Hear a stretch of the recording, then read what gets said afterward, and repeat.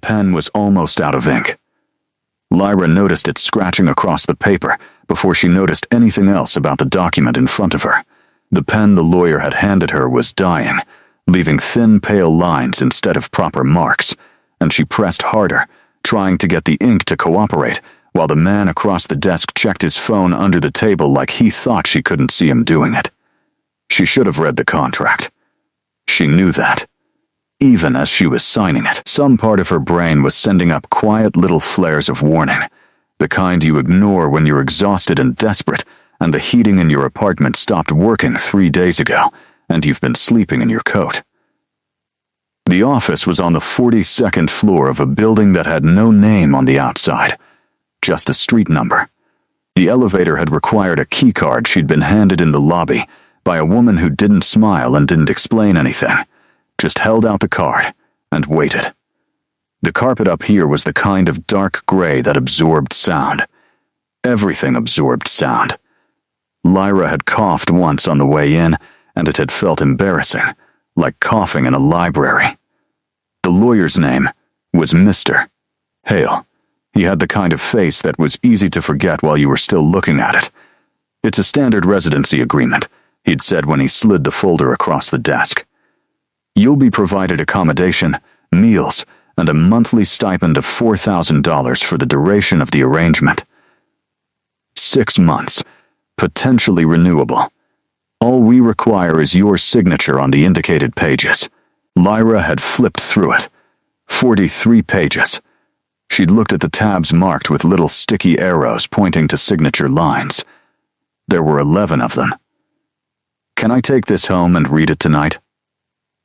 The offer expires at 5 p.m. today. He'd glanced at his watch. It's currently 4:41. So she'd signed.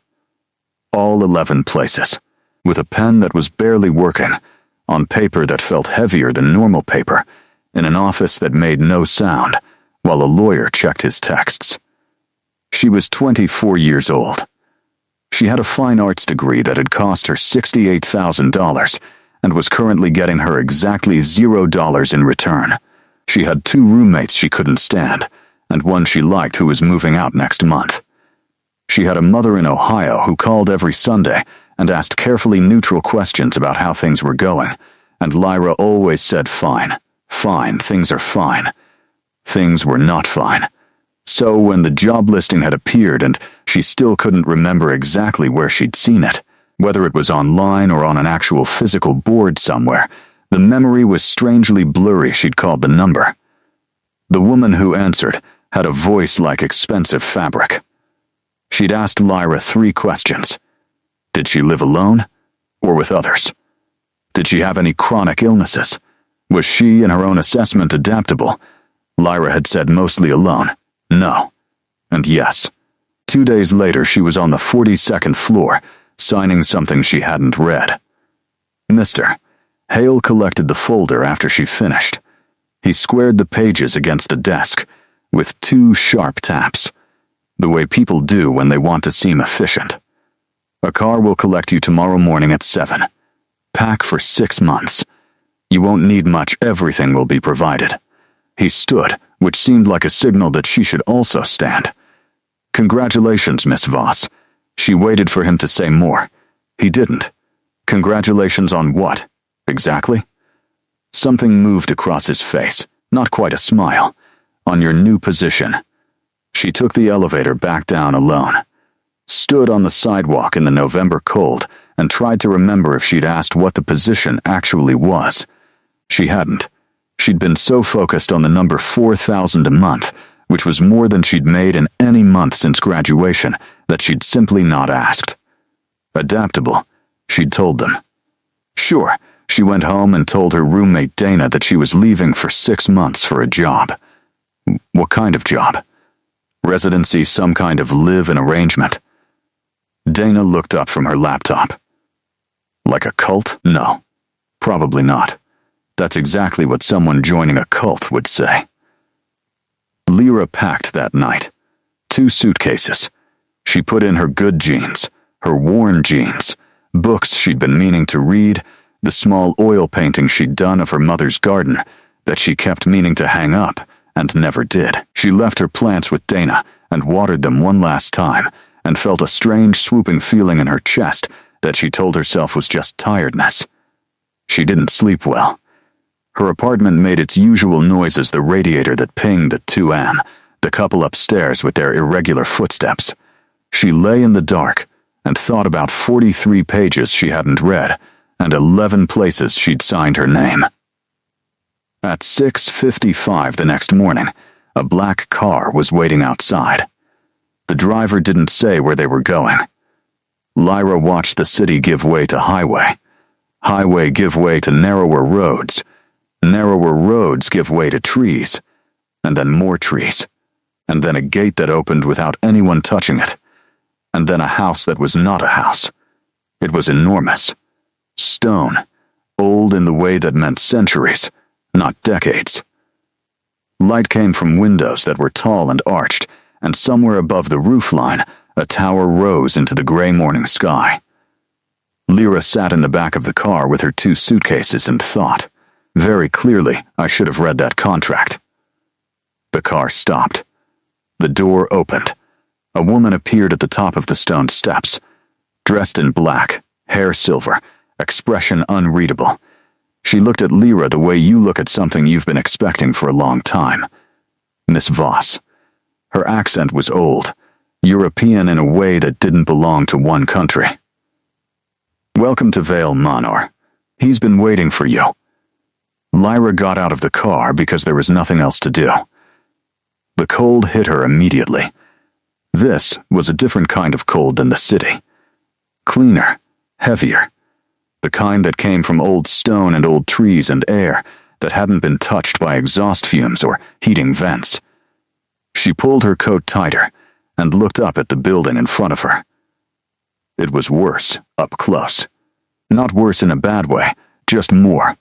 More stone, more height, more windows than any house needed. More of that particular silence that very large old buildings have. The kind of silence that tells you a place has seen a lot and isn't surprised by anything anymore. The woman on the steps hadn't moved. Your bags will be brought up. I can carry them. That won't be necessary. Said with complete certainty, like it had never been up for discussion. Lyra left the bags, walked up the steps. Up close, the woman had eyes the color of old pewter and a stillness about her that felt deliberate, like she was choosing very carefully how much to let show. I'm Marin, the woman said. I manage the household. If you need anything during your stay, you come to me. A pause. Within reason. What's outside reason? Marin looked at her for a moment. You'll learn. Inside was warmer, but not warm exactly. Comfortable in the way that places are when they've been maintained by someone who knows what they're doing. Stone floors with rugs that were probably worth more than Lyra's entire apartment building. Ceilings that arched overhead. Candles in places where most houses would have lamps, though there were lamps too, and they were on. Marin led her down a hallway, without explaining where they were going. Lyra followed, looking at everything. Paintings on the walls, portraits mostly, people in clothing from different centuries, wearing expressions that had one thing in common, a kind of watchful stillness. She stopped in front of one without meaning to. A man, painted in oils, seated in a chair that was almost a throne. Dark hair, pale skin, one hand resting on the chair's arm with a specific kind of deliberate calm that usually meant a person was very used to being looked at and had decided how they wanted to appear. His eyes in the painting were silver. She'd never seen anyone with eyes that color. Assumed it was artistic choice, exaggeration, the painter making him look more dramatic than he really was. That's Aldrich Valecourt, Marin said from ahead, without turning around. Come, Lyra caught up. The owner? Correct. Is he here? Yes. Am I going to meet him today? Tonight, Marin stopped at a door and opened it. A bedroom. Large, with those same arched windows, a bed with dark wood posts, bookshelves along one wall. You'll have time to settle in first. Rest if you need to. Dinner is at 8. Lyra stepped inside. The room smelled of old paper and something else she couldn't name. Not unpleasant, layered, like something that had been accumulating in the air for a long time. Marin, the woman paused in the doorway. The contract I signed, the 43 pages. Can I get a copy? Something shifted in Marin's face. Very small. Mr. Hale's office would have filed it. Can I get a copy here, today? A silence that lasted 2 seconds too long. I'll look into it. She closed the door. Lyra sat on the edge of the bed and pulled out her phone. No signal. She got up and tried different corners of the room. Nothing. She looked out the window at trees so thick they blocked the view beyond, at the gray sky above them, at the gate she couldn't see anymore from here. She thought about calling Dana, but couldn't. She thought about the contract. She'd signed on pages 2, 7, 12, 17, 21, 25, 28, 31, 35, 39, and 43. She remembered the page numbers because she'd noticed them as she went. What she hadn't done was actually read the sentences her signature was anchoring. Standard residency agreement, Hale had said. The room was too quiet. She unpacked slowly, putting things in drawers that slid smoothly on wooden runners worn soft by years of use. Hung up her coat, put her books on the nightstand, placed the painting of her mother's garden on the dresser, and looked at it for a while, the bright, simple colors out of place in this room of dark wood and old stone. At 7:45 a knock came. A young woman, maybe 19, with careful eyes and a gray dress. Dinner, Miss Voss. The dining room was not small. A table that could have seated 20 had 2 place settings at one end, which made the other 18 empty chairs feel like they were paying attention. Candles in the center. Food already on plates. Something that smelled extraordinary, which Lyra was hungry enough to appreciate even with her stomach doing its anxious thing. She sat. Waited. He walked in at exactly 8. The painting had been accurate. More accurate than paintings usually were. Dark hair, pale skin, that same particular quality of stillness. He was tall in a way that wasn't just height, something about how he carried himself, like the room rearranged slightly around him when he entered. He was wearing dark clothes, nothing formal, but they fit in that way expensive things did. He sat across the table, looked at her. His eyes were, in fact, silver, Miss Voss. His voice was low, carried traces of an accent she couldn't place something old, something that had passed through too many languages to belong to just one. I understand you signed the agreement yesterday. I did. She picked up her fork, put it down. I didn't read it. Something in his expression shifted. Not surprise exactly. More like interest. I know. You know? Marin told me. She found it notable. Lyra looked at him directly. What did I agree to? He was quiet for a moment. Reached for his glass. Eat first. I'd rather know now. You'd rather not eat? I'd rather know what I signed. He set the glass down. Looked at her with those silver eyes that were deeply strange and completely calm. You agreed to remain at Vale Manor for a period of no less than 6 months. During that time you'll reside here, participate in certain household functions, and serve as my formal companion at specific events. A pause. The arrangement is contractually binding. Departure before the term ends would trigger penalty clauses on pages 31 and 35. Lyra's fork was still on the table. What kind of penalty clauses? Financial, primarily, and certain older provisions. Older provisions. Yes, what does that mean? He picked up his fork. Eat, Miss Voss. I'll explain everything, but the food is better warm. She stared at him for another 3 seconds. Then she picked up her fork and ate, because she was genuinely hungry, and because something about the way he said everything told her it was actually going to be a long conversation. His name was Aldrich Valecourt, and he spoke like someone who had a lot of practice choosing words carefully. Not in a dishonest way, more like someone who had learned at some point that imprecision caused problems, and had decided precision was easier in the long run. He ate almost nothing. Lyra noticed that. He'd put food on his fork twice, and both times set it back down, and kept talking. And after a while she realized eating was something he was doing for her benefit, to make the dinner feel normal. She ate. The food really was extraordinary. Some kind of braised meat with something dark and wine-forward in the sauce. Vegetables that had been roasted until they were soft and slightly sweet. She was on her second plate before she caught herself and felt briefly embarrassed. But he didn't seem to notice, or didn't care. Vale Manor has been in my family for roughly 400 years, he said. The estate requires a certain level of staffing and social function to maintain its legal standing under old inheritance law. Marin handles the staff.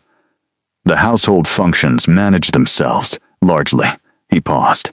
What has historically been more difficult to manage is the external requirement. Which is appearances. He said it without apology. There are quarterly events. Formal gatherings with other families who hold estates under the same inheritance framework. At these events, it's expected that the head of the estate be accompanied. He looked at her steadily. I found it difficult to maintain that expectation through conventional means. Lyra set her fork down. Conventional means being? Finding someone willing to attend voluntarily. She looked at him. So you hired someone. I engaged someone through a formal contract, yes. A companion.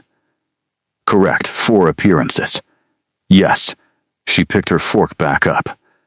Turned it in her fingers. Why couldn't you just find a date? Something crossed his face that might have been amusement if it had gone a little further. It's more complicated than that. How? He was quiet for a moment. The candles between them burned without flickering. She'd been noticing that. No drafts in here. Everything's still and controlled. The families involved are traditional. They have specific expectations. The arrangement needs to appear genuine. That requires time, familiarity, a certain credibility that can't be constructed in an evening. So 6 months to seem like a real couple. Not a couple, necessarily a companion. Someone I've chosen to have present. And I'm that person, because I answered an ad and signed something without reading it. The thing that might have been amusement got a fraction closer to the surface. You were selected from several candidates. You were chosen. Based on what? He considered the question like it deserved actual consideration. You were the only candidate who, when asked if you were adaptable, paused before answering. Lyra frowned. I paused for half a second. Yes, that's why I was chosen. Partly. He finally drank from his glass.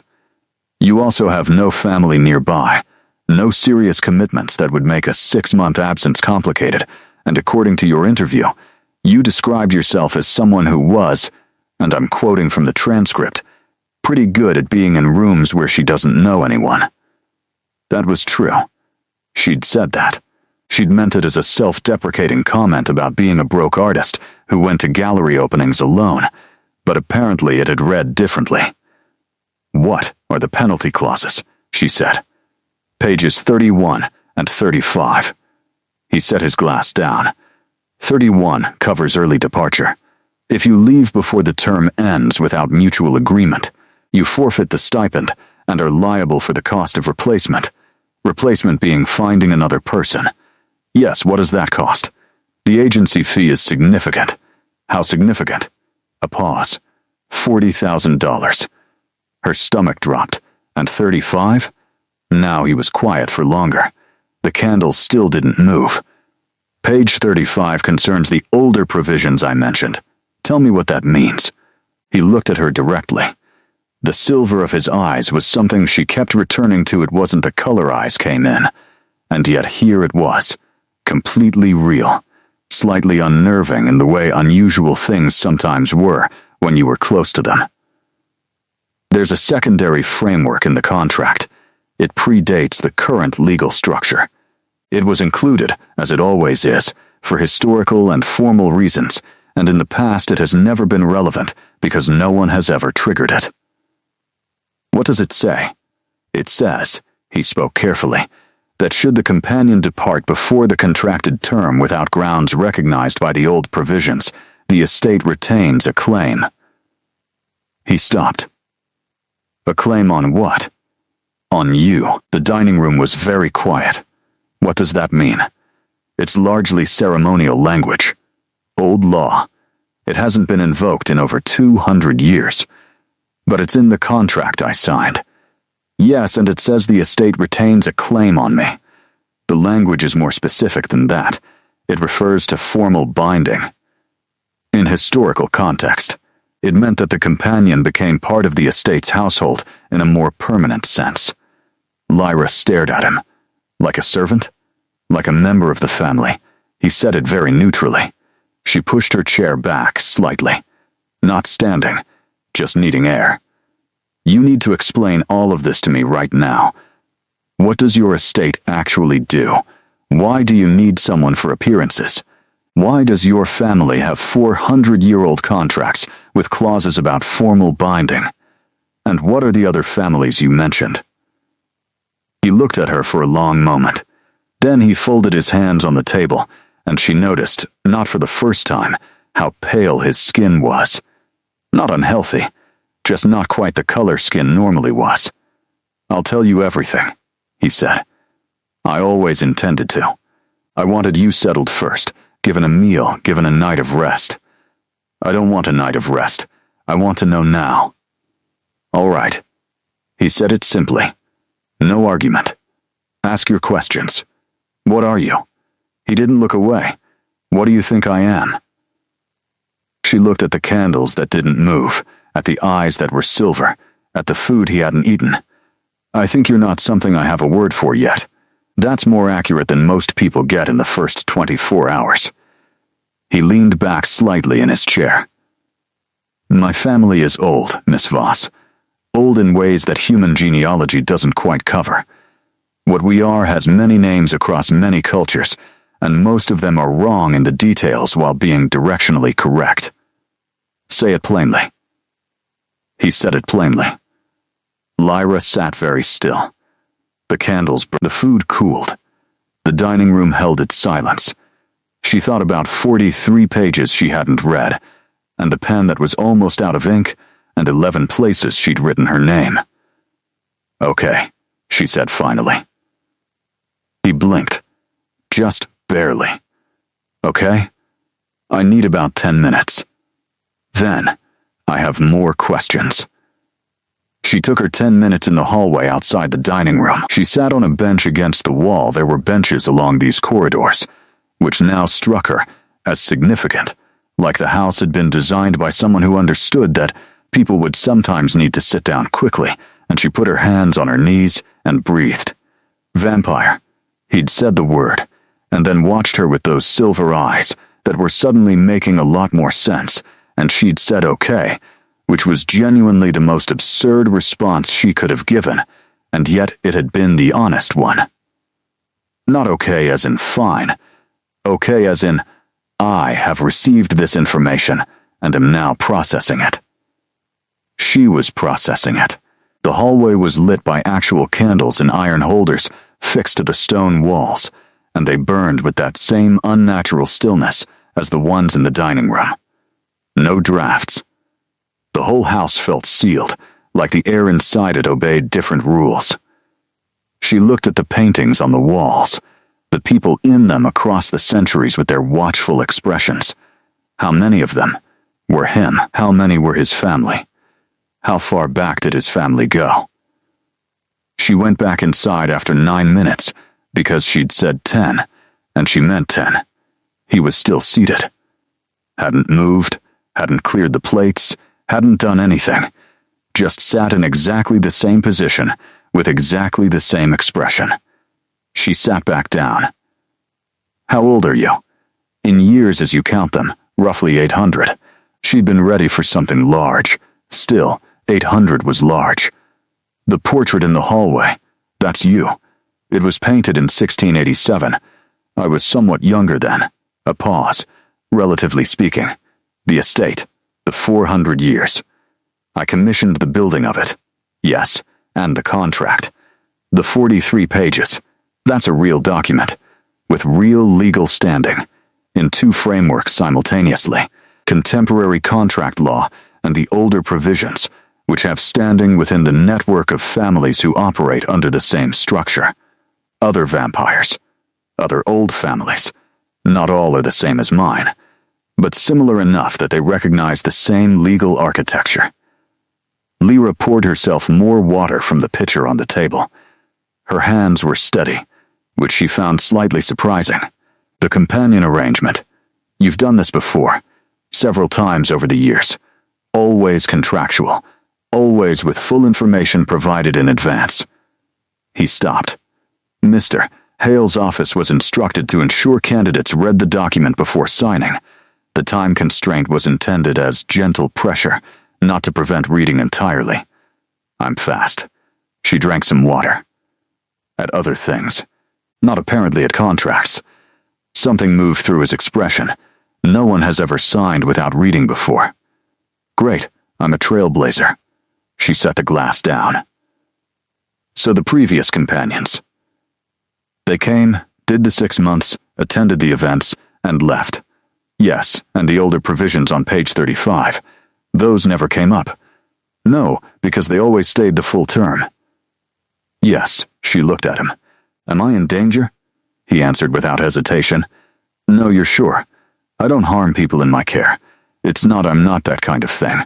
What I am isn't what stories have made it. You don't sleep in a coffin. I have a bedroom. With a bed. Sunlight.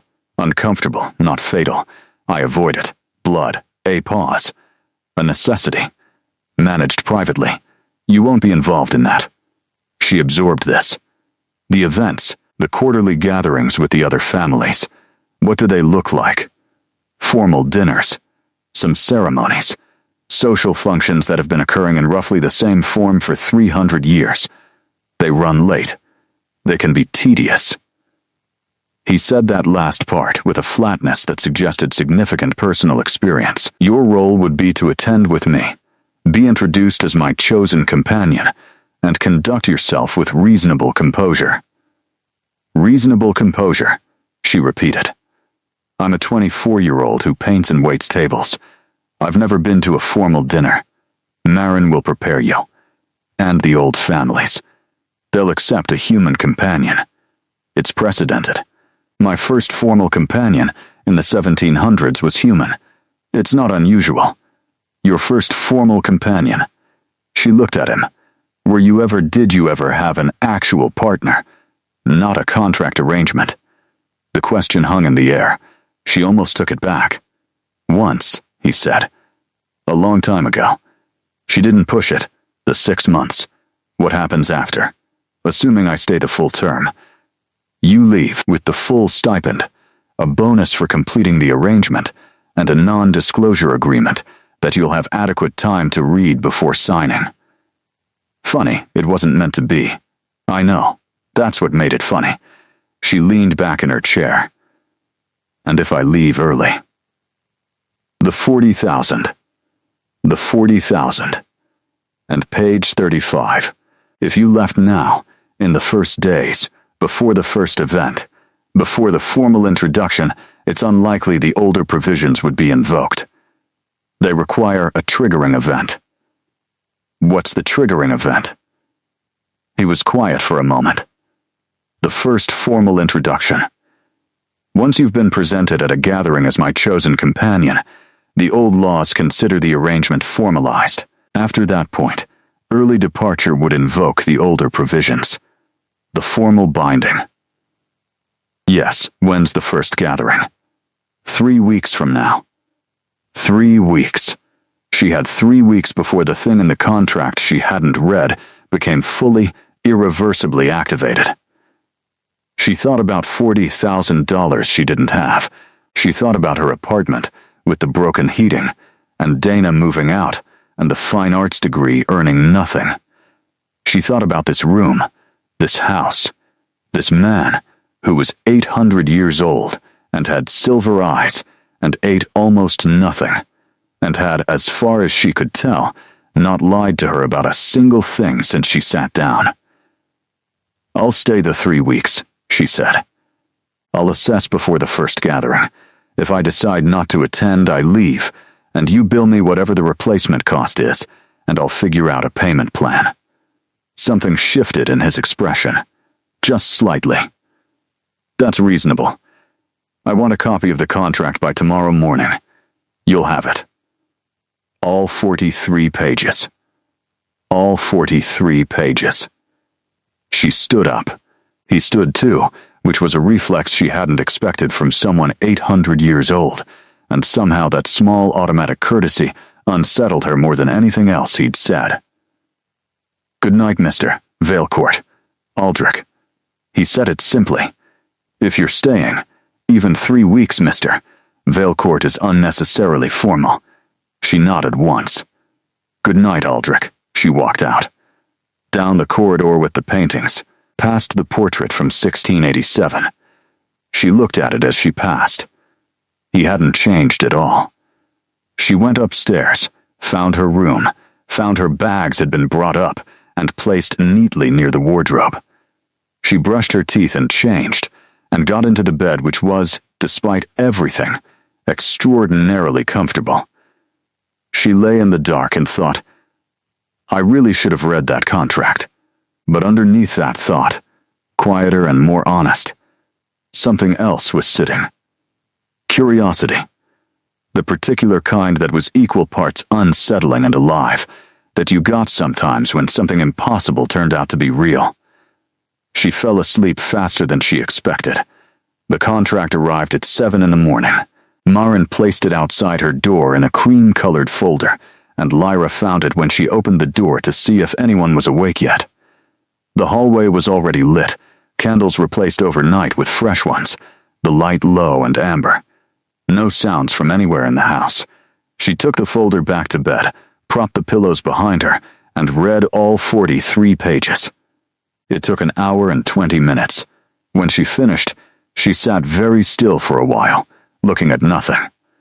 The first 30 pages were, genuinely, fairly standard. Residency terms, stipend structure, confidentiality clauses, grounds for mutual dissolution, a liability framework that protected both parties, definitions of companion that were formal but not strange. The kind of language a careful lawyer wrote when they wanted something to be both enforceable and defensible. Pages 30 through 42 were different. The language changed, became older somehow, even though it was typed in the same font. Formal in a way that felt translated from something else rather than written originally in English. It talked about chosen companions and estates and the rights and obligations of the old families in language that wasn't quite contemporary and wasn't quite historical, but existed somewhere between, like it had been maintained rather than written. Page 35 said what Aldrich had said it said. Formal binding.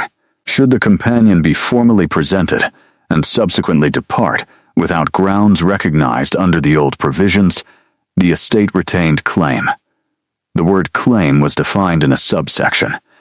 It meant, in specific language that she read 3 times, that the companion became formally recognized as belonging to the estate's household. Not as a servant, as kin. Page 43, where she'd put her last signature, was half text and half something that looked like it might once have been a seal. Circular, bold. She hadn't noticed it when she signed because she'd been so focused on finding the signature line. She got dressed and went downstairs. Aldrich was in a room off the main corridor that turned out to be a study. Books everywhere. A desk that was covered in papers that looked like correspondence, handwritten. He was reading something and looked up when she appeared in the doorway. Page 43, she said. The seal. He set down what he was reading. Yes, what is it? A mark of the old families. It's present on all contracts of this kind. It makes the document recognizable within that network as legitimate. It's not just decorative. No. She came into the room and sat in the chair across from his desk, which she suspected was not usually a chair that people sat in, but he didn't say anything about it. "Kin," she said. "Page 35 says kin." "Yes, not servant, not property. Kin, the older laws don't have a category for what we might now call employee. When the provisions were written, belonging to a household meant being part of it. Family in the extended sense." He looked at her steadily. "In practice, in the modern context, it would mean you couldn't simply leave. You'd be bound to the estate, and to my protection in a formal sense that the other families would recognize." "Forever?" A pause. "The old provisions don't specify a term the way the contemporary contract does." Lyra looked at him. "So if I attend the first gathering and then try to leave, I'm bound to your household indefinitely under laws that a network of old vampire families consider legitimate and enforceable." "That is technically accurate. And you are going to tell me this when?" "Tonight. I had planned to sit with you this evening and go through the specific provisions in detail. I didn't want to present everything in one conversation." He met her eyes. "I recognize that was a miscalculation. A miscalculation." She repeated it not angrily, just tasting the word. "You knew I hadn't read it." "Yes, you could have stopped the signing." "I could have." He didn't offer an excuse for not doing so, just said it plainly, which was somehow both worse and more tolerable than if he'd tried to justify it. She looked around the study. Books she couldn't date. Papers and handwriting that belonged to different centuries.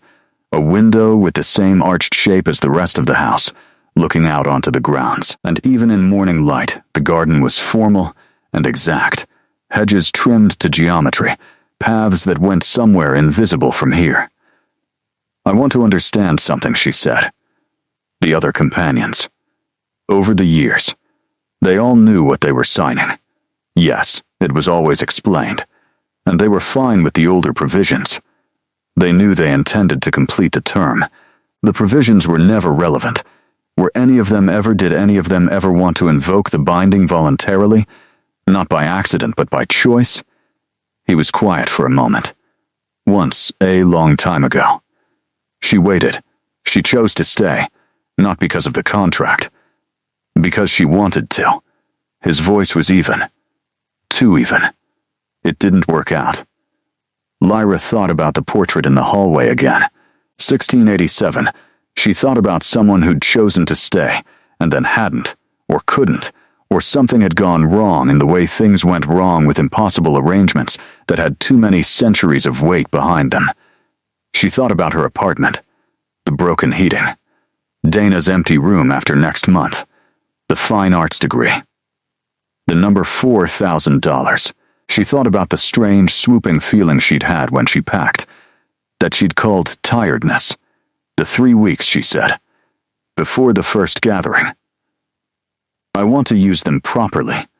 I want to know what I'm actually agreeing to if I attend, not the contract version, the real version, what it means in practice. All right, that means I ask you questions and you answer them honestly. I've been answering honestly. More honestly. Without the she made a gesture that was supposed to mean careful word choice and diplomatic pacing, and he seemed to understand it. "Agreed," he said, "and I want to see the rest of the house. All of it." Something in his expression shifted slightly. "Most of it. Some areas are private. I understand. The accessible parts. Yes, I can show you. Starting today." He stood. "After breakfast." Maren fed her something involving eggs and dark bread and very good coffee, and then Aldrich appeared in the doorway of the kitchen, which surprised Maren visibly, suggesting he didn't often come in there, and they began the tour. The house was larger than it looked from outside, which was saying something because it looked enormous from outside. 3 main floors, plus a basement level, and the tower she'd seen from the car. He took her through all of it, except 2 locked doors on the 3rd floor that he said, simply, were private, and she accepted that. Library first. 2 floors of books, a rolling ladder on a brass rail, reading chairs positioned near the windows for light. The collection was in multiple languages, and she pulled one book out at random, and it was dated 1534, and she put it back very carefully. "You can use them," he said, watching her. "They're not decorative. I'm worried about the age. They've lasted this long." She pulled out a different one. This one in French, which she read badly, but the illustrations inside were extraordinary botanical, precise. Something between scientific and artistic. She carried it with her for the rest of the tour, which he didn't comment on. The gallery next, a long room with more portraits, more tapestries, objects in glass cases that ranged from very old coins to things she couldn't identify. He explained some of them without being asked, like he'd given this tour before, which he probably had. Stopped in front of a glass case containing a piece of folded dark fabric. "That's from the original structure that stood here before the manor," he said. "Nothing remained of it except this. I had the new building constructed around it." She looked at the scrap of fabric. "You kept a piece of a demolished building for 400 years. It was a long time before the manor, when there was nothing here but forest and this." He looked at it for a moment. Memory needs anchors sometimes. They kept walking. She thought about that. The grounds outside had a glass house attached to the east wing, and this surprised her. It was warm inside, and growing. Real plants in real soil. Herbs and climbing things, and something flowering that filled the space with a smell so specific and good, she stopped just to breathe it. "This was here when I built the manor?" "No, I added it 2 centuries later." He was standing near the door, not coming fully inside, but she noticed he looked at the plants differently from how he looked at other things. Less like historical objects and more like something he checked on. "I find it useful." "You garden?" "A little. Marin manages most of it." She looked at him in the doorway with the warm plant smell light behind her and thought, 800 years old and he grows things. She didn't say it out loud, but he seemed to register something in her expression. "What?" "Nothing, it's just she tried to find the right words." "You're different from what I expected." "What did you expect?" "I don't know exactly. Something colder. More frightening. More distant," she said. "You're not what the stories describe. The stories were written mostly by people who either feared us or invented us entirely." He turned slightly, looking out at the garden through the glasshouse glass. Neither produces accuracy. They walked back inside, down a corridor she hadn't been in yet, narrower, with lower ceilings, leading to a room that opened into a kind of sitting room she liked, immediately smaller than the others. One window. Bookshelves that had clearly been added to over years without any system. A fireplace that was lit with actual wood rather than whatever made the candles burn the way they did. "This is where I actually spend time," he said. "The formal rooms are for the formal occasions. This is..." He didn't finish the sentence. "Yours," she said. Yes, she looked at the bookshelves. The books here were more randomly organized than in the library. History and philosophy and fiction all mixed, some papers tucked between volumes. A coffee cup that was clearly left mid-read on the small table beside the main chair. She found that detail disproportionately touching, that an 800-year-old vampire left his coffee cup sitting out when he was between chapters. "Can I ask about the person?" She sat down on the settee near the fire, the one who chose to stay. He stood by the fireplace, one hand on the mantel. Her name was Clara. How long ago? About 200 years. What happened? He was quiet for a long moment. The fire snapped once. She stayed because she wanted to. She was human, and the old provisions would have made her part of the household in the formal sense. But she was already aging, and I was not.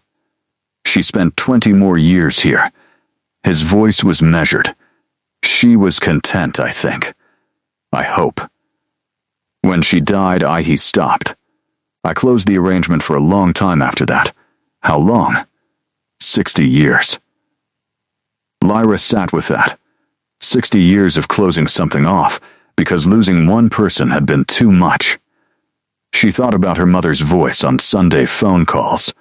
She thought about how it felt to watch the people you loved move forward in time in ways you couldn't follow. "I'm sorry," she said. Not as a formality, she meant it. He looked at her. "You say that the way people do when they actually mean it." "I do mean it. Most people say it and it sounds like they're filling silence." He turned slightly. "You say it like you've said it about something real." She thought about her best friend from school, who'd gotten sick at 19 and died at 20. Thought about how the loss had changed the shape of things for years afterward. She didn't say any of that. "I've had practice." He looked at her for a moment longer than a glance, but less than a stare. "Then, dinner is at 8 again, if that suits you." She recognized it as a change of subject and let it be one. "It suits me." She went back to her room with the French botanical book and read it badly and happily by the window until the light changed and the grounds below went golden. And then, dark. 3 weeks was both longer and shorter than it sounded. In practice, it looked like this: mornings with the contract, then with books from the library, building a working understanding of the old families and the legal architecture she'd stumbled into. Afternoons sometimes with Marin, who was a more complicated person than she first appeared, precise and guarded, but occasionally, briefly, funny in a dry way that surfaced unexpectedly. Evenings with Aldrich, in the small sitting room, mostly. Talking, that last part was the one she hadn't predicted. She'd expected distance. Professional courtesy. The careful management of someone running a transaction. Instead, there were conversations that started at 8 and ended at midnight, and covered ground she hadn't expected his opinion on 19th century political philosophy. Her failed attempt to sell paintings through an online gallery, he asked to see them. The particular loneliness of being very good at something that didn't pay rent, he said, without irony, that he understood. He was a good listener. Not in a passive way, he listened, and then said things that showed he'd actually taken in what she'd said and thought about it, which was rarer than it should have been. She showed him the photographs of her paintings on her phone one evening, sat beside him on the settee, which she'd been doing more often, the chair across being somehow too far for conversation once the fire was lit. He looked through them slowly, not quickly scrolling, actually looking. "This one," he said, stopping on one. "The light source is inconsistent." "I know. I couldn't decide where the sun was supposed to be coming from. It's not a failure. It creates a specific unease, like the scene is slightly wrong in a way you can't identify." She took the phone back. "That's very diplomatic. It's honest. The technique issue is there, but the effect it creates is interesting. You can say it's bad. It's not bad. It's unresolved." He looked at her. "There's a difference. Unresolved means you were reaching for something specific and didn't quite get there. Bad means you weren't reaching." She looked at the painting on her phone. "No one said it quite like that before." "What did they say?" "Usually something about potential." She said the word the way you said words that had been used condescendingly often enough to hollow them out. Potential is what people say when they want to encourage you, without committing to a position. "Yes, exactly." She put the phone down. "You studied art?" "At various points." "You study most things over 800 years." He paused. "Though I was more formal about it in the earlier centuries. Later it became less systematic." "What's the strangest thing you've studied?" He thought about it genuinely. "Cartography. 16th century. I was involved in several expeditions, mapping coastlines, before the instruments were reliable. It was partly guesswork presented as certainty, which was both dangerous and fascinating. He paused. There's something clarifying about doing work where being wrong has immediate consequences, as opposed to painting, where being wrong is just embarrassing, as opposed to many things where error is cushioned enough that you never quite learn from it. She thought about that. She'd been doing that a lot, sitting with things he said for longer than she usually sat with things. You missed the expeditions. Parts of them. The coast of Iberia at dawn. The specific quality of light on open water. Not the scurvy. She laughed. He looked briefly pleased about that, which was a look she'd started cataloging the small expressions that appeared on his face when things went unexpectedly. He kept so much controlled that the uncontrolled parts were visible as contrast. A slight shift of the mouth when she said something he found genuinely amusing. A stillness that became more complete when something moved him and he didn't want it to show. She was paying too much attention to his expressions. She knew that. It was the artist's habit, cataloging visual information. But she also knew it wasn't only that. 2 weeks in, Marin started preparing her for the gathering. It was practical and thorough.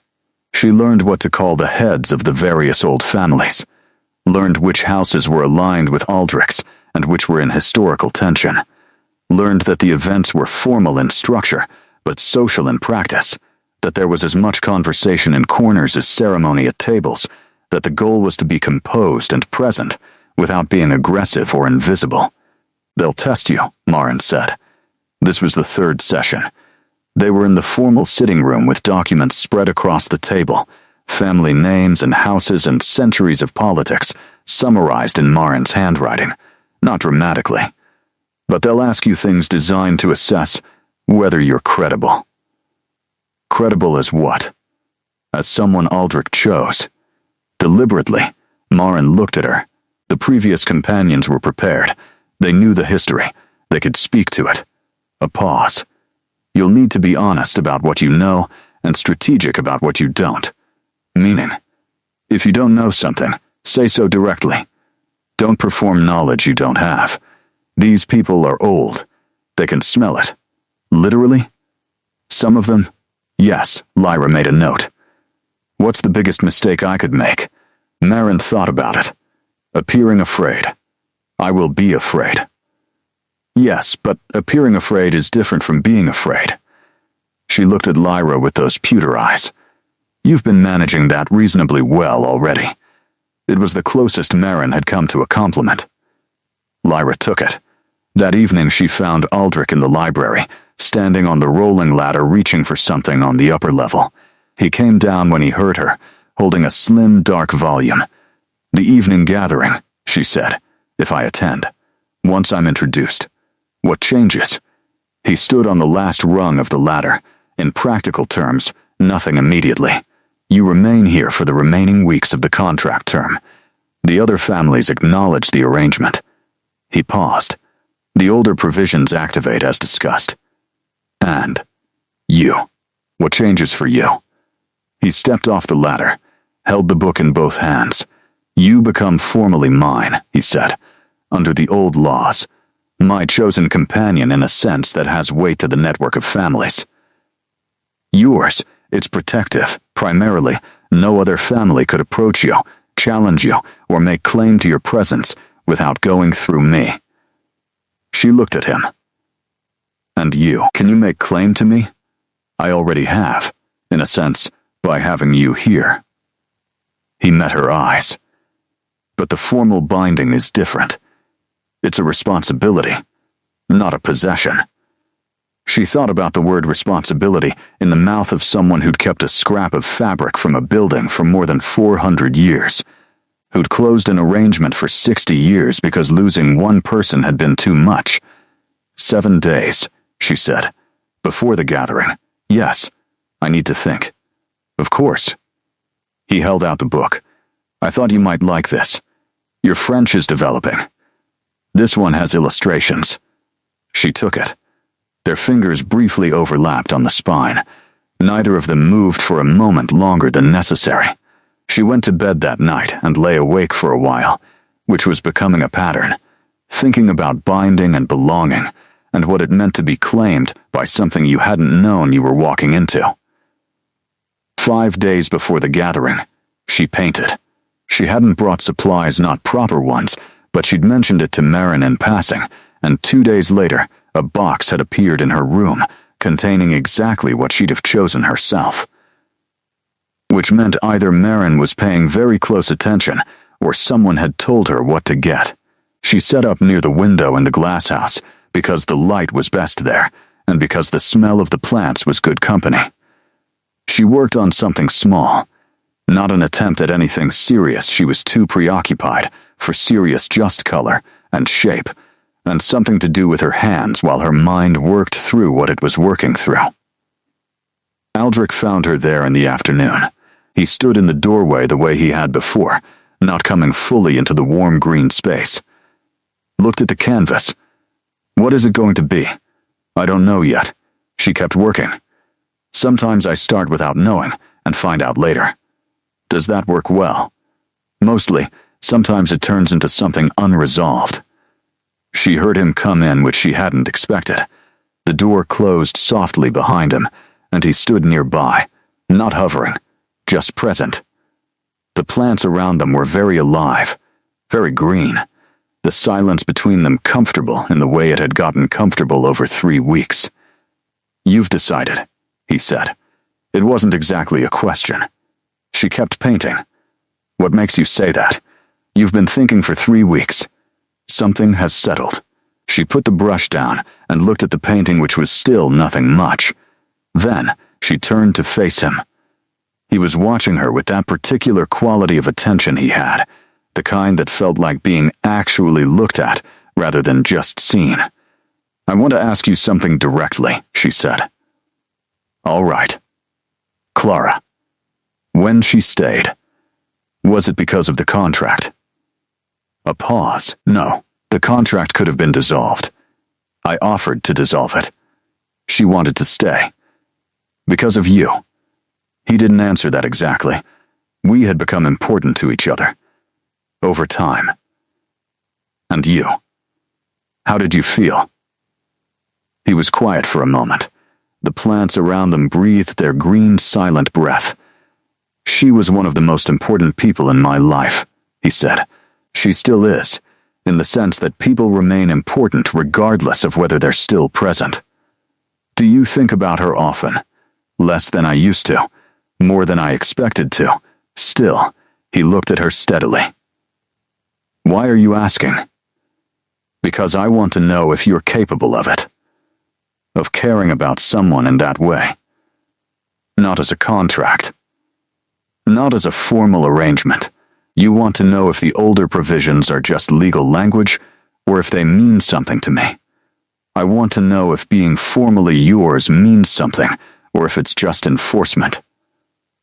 He held her gaze. It means something. Tell me what. He looked for words, which was something he did the pause before speaking that meant he was being careful, not avoiding. When I say something is mine in the old sense, I mean I'm responsible for it. I mean it matters. I mean that its well-being is something I'm invested in, independent of what I get in return. He paused. With Clara it meant I loved her. In my way. Which is different from how humans love, but isn't lesser. Different how? Longer, more aware of weight. When you've watched things end for as long as I have, attachment becomes something you enter carefully, because you know exactly how much it will cost when it ends. He looked at her. I chose you carefully, not just as a companion for appearances.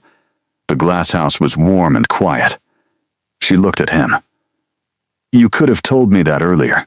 I didn't want to complicate the decision.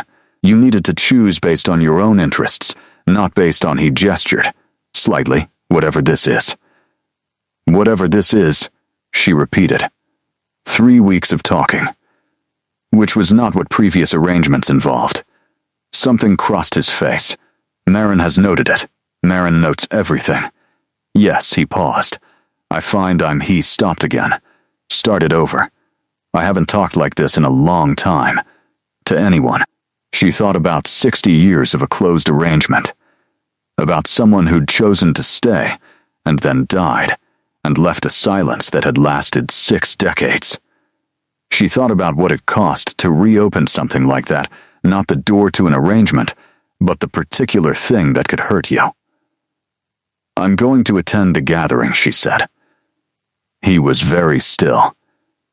Because of the contract. Partly, she picked up the brush again, not to paint, just to have something in her hands, and partly because 3 weeks is apparently enough time for something to feel significant. Significant, he said the word like he was placing it somewhere careful.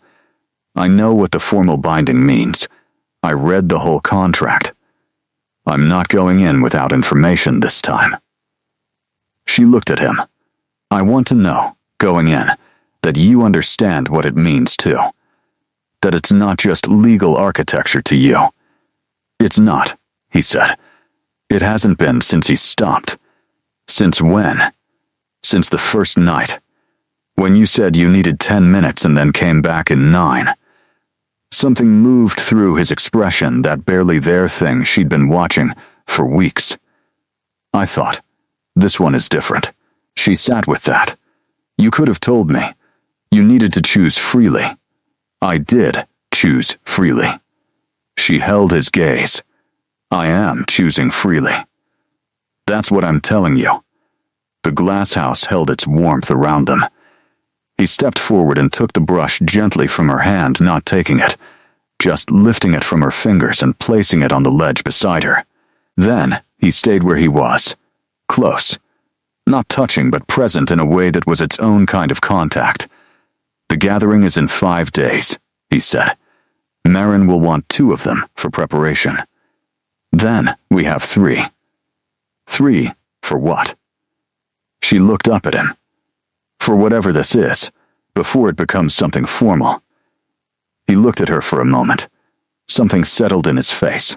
Not quite a smile, but the expression that existed just before one, which she'd come to like more than the smile would have been.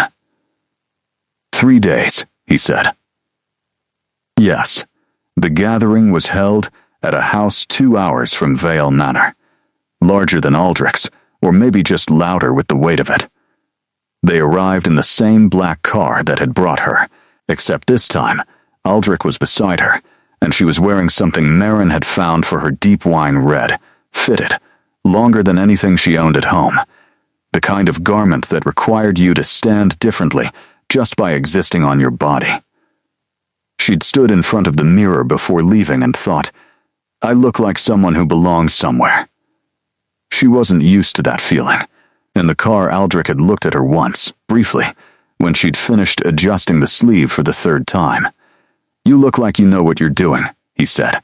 I look like I'm pretending to know what I'm doing. Yes, that's the same thing, at this level. The house was lit from within, golden windows in the dark. Cars ahead and behind on the drive, other old families arriving. She could see figures in the windows. Aldrich looked at them with the particular neutrality of someone assessing territory he knew well and didn't entirely trust. The white-haired man near the main entrance, he said, is Casimir, head of one of the eastern houses. He's been in political opposition to my family for about 200 years. He'll be cordial. He'll also be measuring everything you say. What do I do with that? Be honest about what you know, and strategic about what you don't, as Marin said. A pause.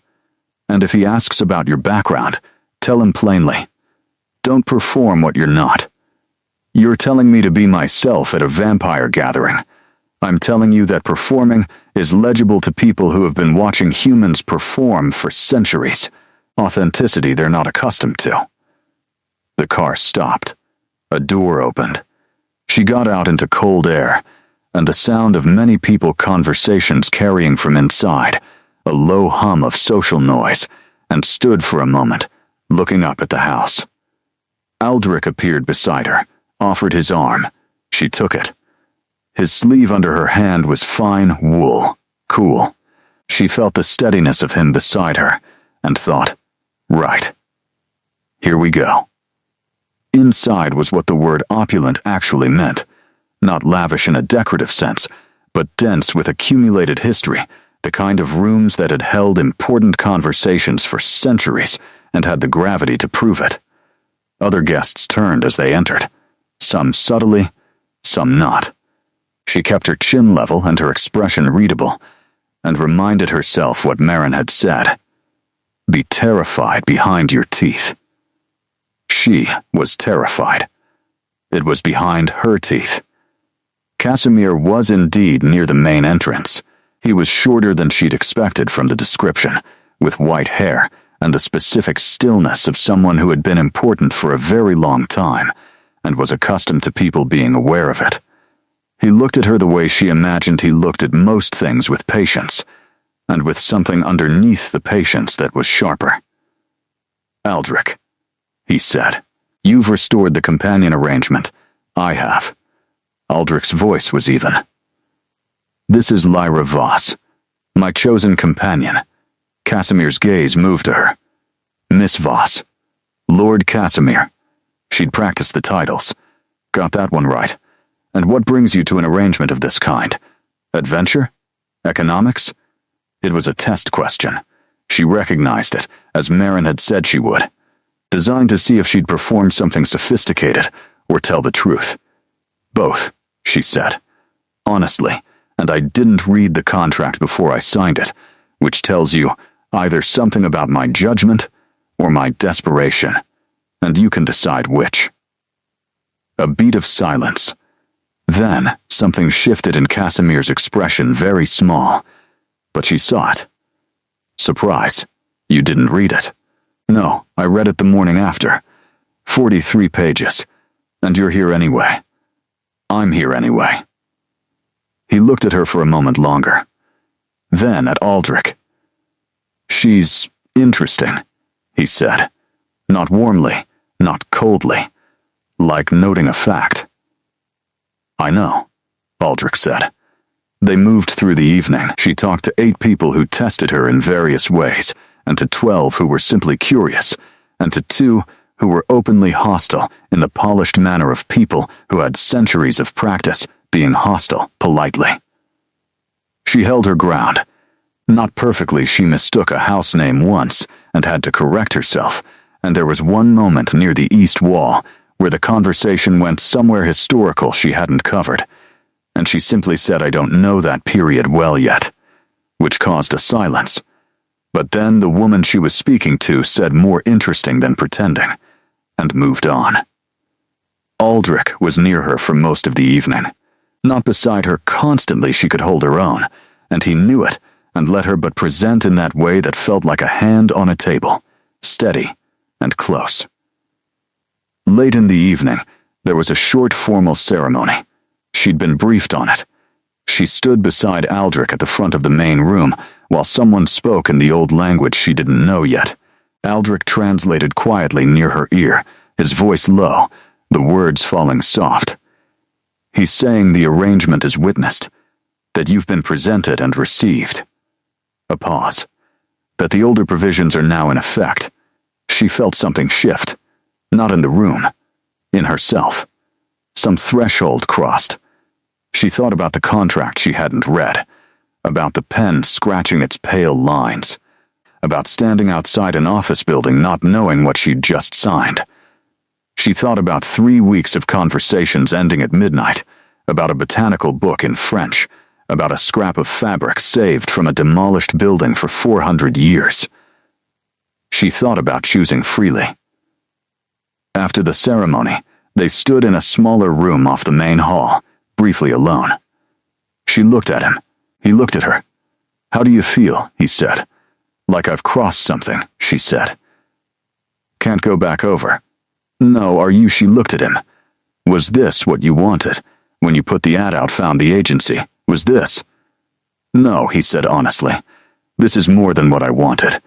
What I wanted was manageable. Practical. He paused. This is not practical. No, I find I don't mind. She looked at him for a moment. Formally yours, she said, under the old laws. Yes, then formally, she said, I expect you to hold up your end. Which end? The part where it means something. He was quiet for a second, and then that expression she'd been cataloging for 3 weeks, the one that lived just before a smile arrived fully this time. It means something, he said. It has for a while. The party continued around them. Ancient politics and centuries-old alliances and 100 conversations she'd eventually learned to navigate. All of it still new, still foreign, still slightly overwhelming. But she was formally placed in it now. Not by accident, not by a contract she hadn't read. By choice, made with open eyes, made knowing the cost. She took his arm again when they returned to the main room. He covered her hand with his for a moment. Brief, warm in the way cool things could be warm when they meant it. The evening went on. The drive back was quieter than the drive there. Not uncomfortable quiet. The kind that came after something significant had happened, and the words for it hadn't arrived yet. She watched the dark trees pass, and thought about the moment during the ceremony when she'd felt the threshold cross. How specific it had been. Like a door closing, but not with the sound of something ending. More like a sound of something beginning, which was not what she'd expected closing to feel like. Aldrich was looking out his window. She watched his reflection in the glass, the planes of his face, the silver eyes catching occasional light from the road. Casimir, she said, what did he say to you? At the end? Aldrich didn't turn from the window. He said your response about not reading the contract was the most honest thing anyone had said at one of these events in 30 years. High bar.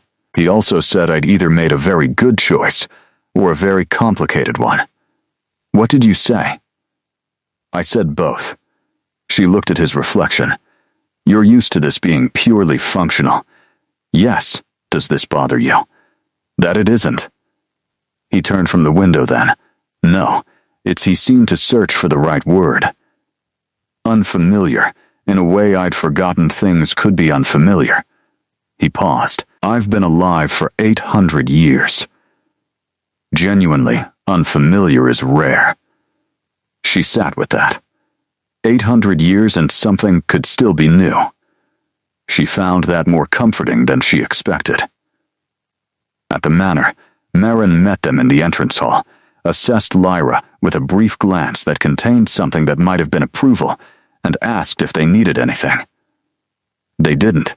She disappeared back into the house with that fluid quiet.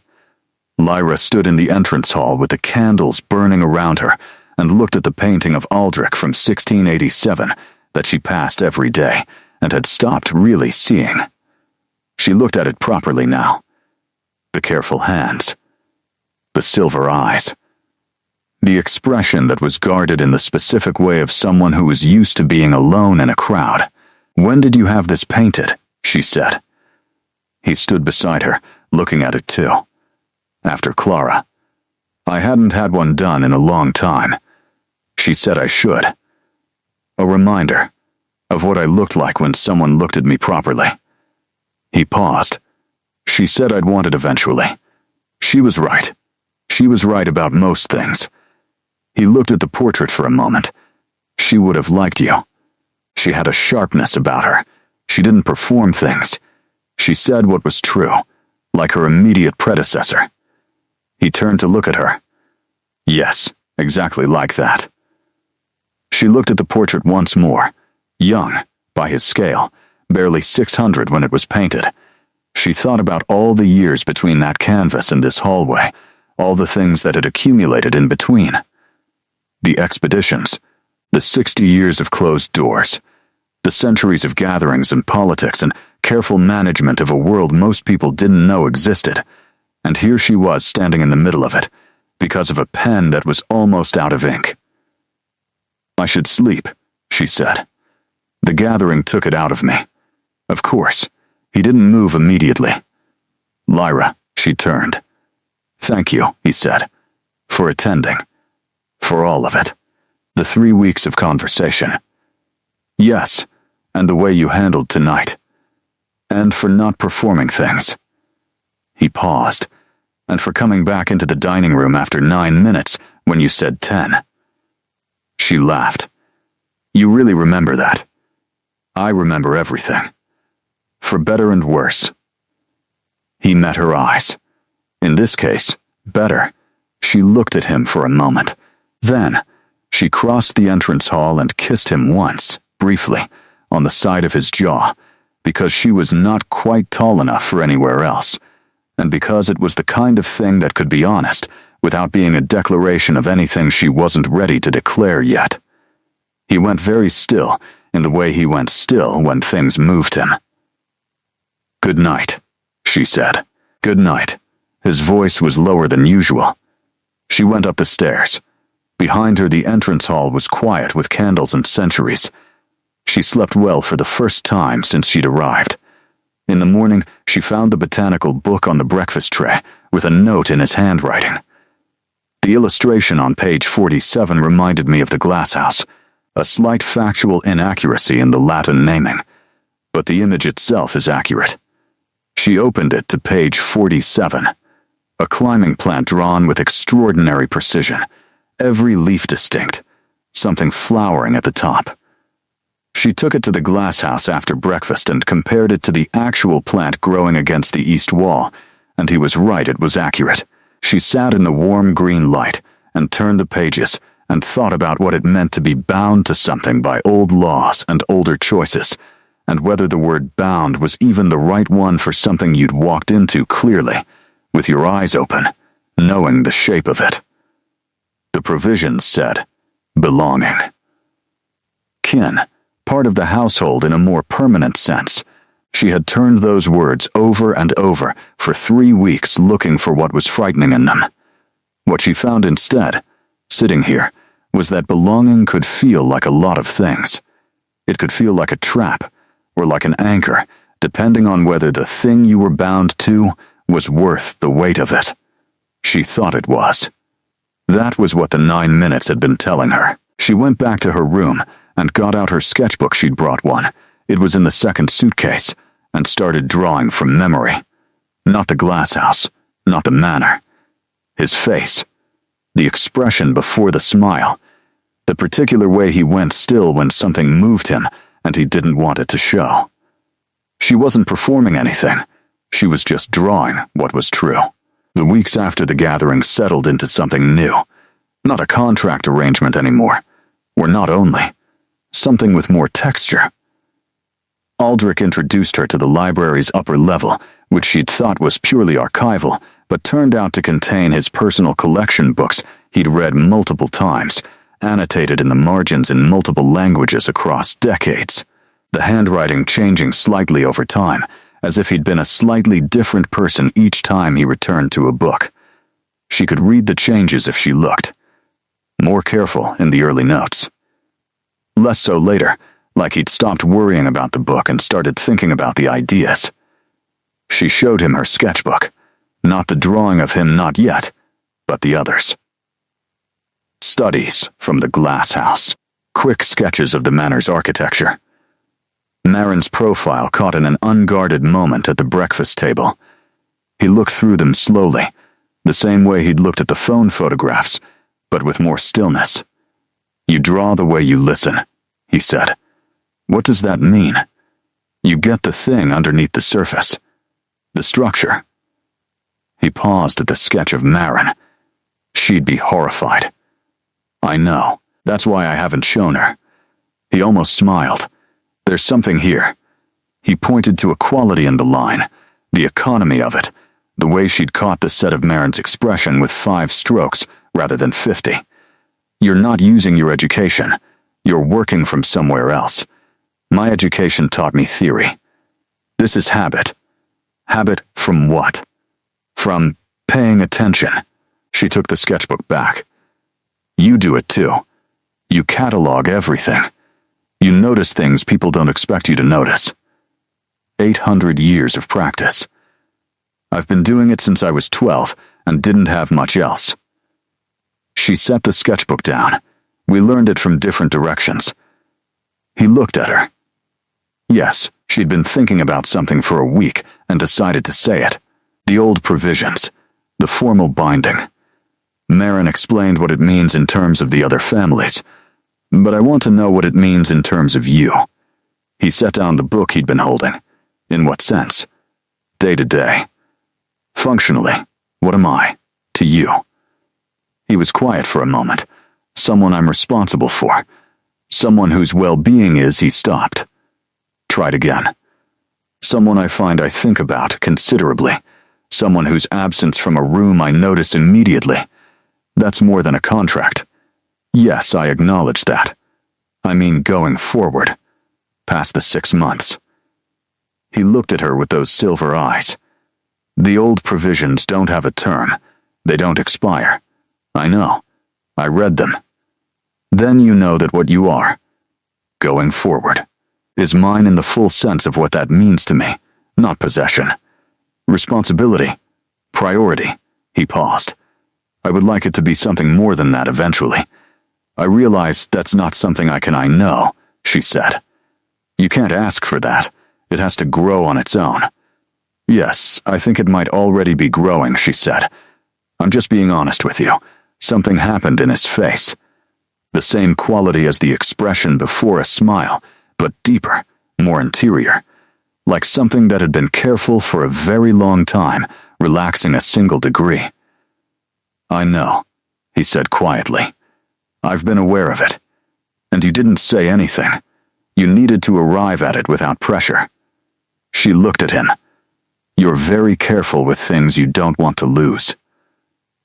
Yes, he said simply. She thought about Clara. About 60 years of a closed door. About what it cost to open things when you knew exactly how much they could cost. She thought about herself. About all the times she'd not said what was true to avoid making something real enough to lose. I've been doing the same thing, she said. Being careful. I know. I don't want to be careful anymore. He looked at her. The room was very still. What do you want? I want this to be real. Not contract real. Actually real. It already is. For me. Then say so. Not around it. Directly, he held her gaze. You are the most significant person to enter my life in 200 years, he said. His voice was level, which made it more true rather than less. Whatever I'm capable of feeling, which is different from what you're capable of, but not lesser, I feel it. About you. It started before the gathering, and before the formal binding, and before the 3 weeks of conversation. It started when you came back into that dining room after 9 minutes. The room held that. She held it too. That's very direct, she said. You asked for direct. I did. She looked at him. I feel it too. In case that wasn't clear, it was becoming clear, he said. The painting on page 47 was a fairly significant signal. She almost laughed. The note was deliberate. Of course it was deliberate. She crossed the room and sat beside him. He turned slightly toward her. She took his hand, which was cool and steady, and he turned it to hold hers properly. The bond of it, old laws and paper and a pen almost out of ink, felt less like a trap and more like exactly what it had said on page 35. Belonging. In the direction that mattered. The 6 months, she said, when the contract term ends. Yes, I'm not leaving. He was quiet for a moment. His hand tightened slightly on hers. No? No. She looked at the room around them. The books. The fire. The window with its view of the formal garden, and beyond it the trees, and beyond that, whatever the world looked like from 800 years of living in it. I'm not leaving. Spring came to Vale Manor in the slow, deliberate way it came to places that had seen a lot of springs. First the ground, which had been frozen, softened at the edges. Then the glasshouse plants sent out new growth, small and definite. Then one morning Lyra looked out her window, and the formal garden below had something in it she hadn't seen before. Color, low and early, pushing up through the geometric beds in purple and white, the first small insistence that winter had been temporary. She'd been at the manor for 4 months. She thought about that sometimes. Not as a countdown, the countdown had stopped feeling relevant around week 5, but as a measure of what had accumulated. 4 months of mornings in the library, and evenings in the sitting room, and conversations that went until the candles burned low. 4 months of learning the old families and the old language she was working through slowly, the grammar strange and the vocabulary stranger. But Aldrich was patient, and Marin was precise, and she was making progress. 4 months of something growing. She was in the glass house on a Tuesday morning in early March when she made up her mind about the sketchbook drawing. The one she'd done from memory, the night after the gathering. She'd looked at it periodically, checking it against the real thing, adjusting her memory of his expression. It was finished now, or as finished as drawings got. She took it out of the sketchbook, carefully, and left it on his desk in the study. No note. She didn't think it needed one. She was back in the glass house an hour later when she heard him in the corridor. She didn't look up from the cutting she was attempting Marin had been teaching her, cautiously, starting with things that were hard to kill. She heard him stop in the glass house doorway. "This is how I look when something moves me," he said. She kept working. "Yes, you've been sitting with this for a while, since the gathering, and you're showing me now. I was ready now." She looked up. He was holding the drawing with the same care she'd watched him handle the fragment of fabric in the gallery case. "You don't have to keep it if you don't want it. I want it." He looked at her. "I want to show you something in return." He took her down to the basement level, past the archive rooms she'd been through, past the door she hadn't been through, which he unlocked now. Inside was a smaller room than she'd expected. Plain stone walls, no candles, but a lamp in the corner that he turned on, and on the walls, carefully maintained, drawings and paintings. 20, maybe 30 of them. Different media, different periods, different hands. She walked slowly along the walls. They were portraits. Mostly some of places' coastlines she thought might be Iberia, a harbor at dawn, trees she didn't recognize.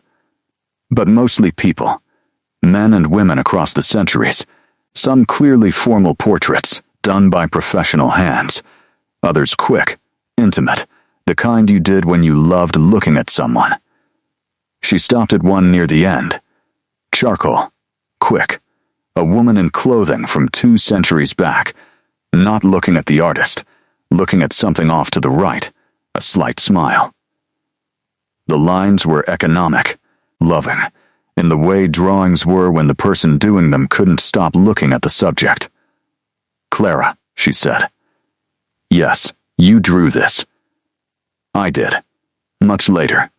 From memory." He stood beside her. "I find memory holds things better than I expect." She looked at the drawing, the same economy of line she'd been working toward herself. The thing underneath the surface, the structure. "You understand what I do," she said. "Not just appreciate it, understand it. I've been doing it longer." A pause. "Though differently. You have something I haven't developed, the capacity to draw people you've just met and get something true. You need time. I need time." "Yes," she turned to look at him. "Show me one you did from life." He pointed to the harbor painting. She looked at it more closely. Not professional, not trained, but alive in a specific way that formal training sometimes flattened. The light on the water was right in the way you only got it right when you'd actually been there, actually seen it. "The expedition," she said. "Yes, early morning, before we lost the light." He looked at the painting. "I painted it so I'd remember the specific quality of it. Light like that doesn't repeat exactly." She looked at him. "You've been doing it the same way I have." "Attention," he said. Yes, she thought about the first night, about being asked if she was adaptable and pausing half a second before answering. About what he'd said, the pause had been enough. She thought about what it meant that he'd looked at that pause and seen something true. "The 6 months ends in 2 months, she said. "Yes, I'm going to ask you something and I want a direct answer. All right, if the old provisions didn't exist, if there was no formal binding, no page 35, nothing to keep me here, would you have wanted me to stay? He didn't pause. Yes, for how long? As long as you wanted to. He met her eyes. Without limit. That's the answer. She turned back to the drawings on the wall. Clara's profile, the harbor at dawn, people across the centuries who had mattered to him in one way or another. She thought about becoming one of them. In the literal sense, she'd already drawn herself into this, already existed in his sketchbook version of events, already been accumulated. In 2 months, she'd be on this wall too, probably, whenever he got around to drawing her. She thought that was all right. She thought it was more than all right. I want to learn to paint properly, she said. Not just draw. Can you teach me? He looked at her. It'll take time. We have time. Longer than 6 months. I know that. She turned to face him. I said I wasn't leaving. I meant it. He looked at her for a moment. That expression she'd learned, the one before the smile, deeper now, more certain. Something in him that had been held carefully for a very long time, settling into something that didn't need to be held so carefully anymore. Then yes, he said. I'll teach you. She looked at Clara's drawing one more time, the woman who'd chosen to stay. The 20 years she'd spent here. The grief that had followed her out of this world when she went. The 60 years of closed doors it had cost. She thought about cost and choice, and what you walked into when you signed something without reading it, and ended up somewhere that turned out to be real. She'd signed 11 places on 43 pages, with a pen nearly out of ink. She'd agreed to something she hadn't understood. She'd sat in a dining room across from Silver Eyes, and said okay when she should have been afraid.